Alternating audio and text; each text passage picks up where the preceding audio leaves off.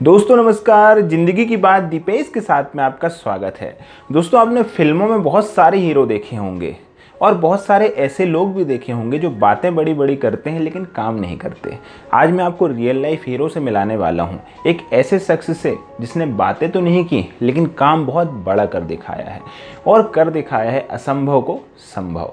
Video में अंत तक बने रहें, वीडियो को पूरा देखें, शेयर करें, वीडियो को लाइक करें और अगर आपने चैनल को अभी तक सब्सक्राइब नहीं किया है तो चैनल को सब्सक्राइब कर लें।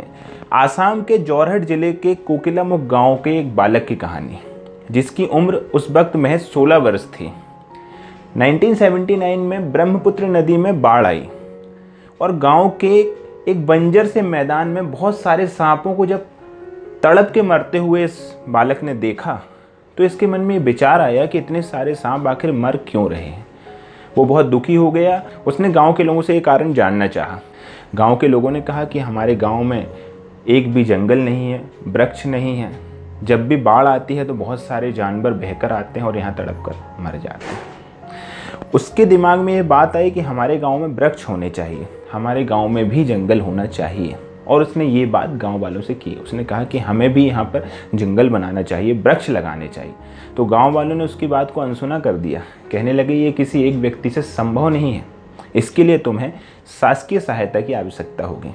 जैसे ही उसने ये सुना वो तुरंत फॉरेस्ट डिपार्टमेंट के पास गया, लेकिन वहाँ भी उसे अपेक्षाकृत सहयोग नहीं मिला।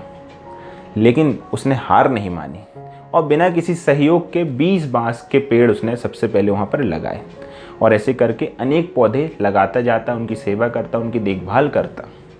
और आप विश्वास नहीं मानेंगे, ये क्रम 30 वर्ष तक चला।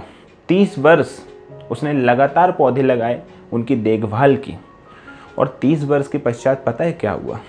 उस बंजर ज़मीन में जंगल बन गया। वो भी छोटा मोटा नहीं, 1360 एकड़ का जंगल उसने अपनी दम पर खड़ा कर दिया।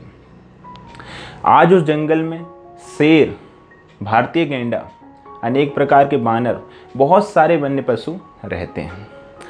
दोस्तों इस व्यक्ति को फॉरेस्ट मैन ऑफ इंडिया भी कहा जाता है और इनका नाम है जादव मोलाई पायांग। ये देश की वो शख्सियत है जिनने असंभव को संभव कर दिखाया और उनके इस कार्य के लिए भारत सरकार ने उन्हें पद्मश्री से भी सम्मानित किया। इसके साथ साथ असम कृषि विश्वविद्यालय ने इन्हें डॉक्टरेट की मानद उपाधि भी प्रदान की।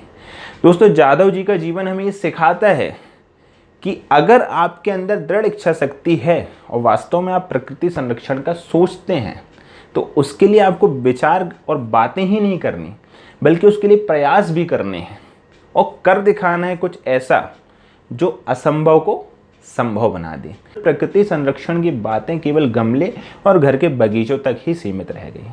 हम जादव जी के जैसा जंगल तो नहीं बना सकते, लेकिन कम से कम जो वृक्ष लगे हुए हैं उनकी सुरक्षा तो कर सकते हैं और कम से कम एक वृक्ष सब लोग लगाएं, इसके लिए प्रेरित तो कर ही सकते हैं।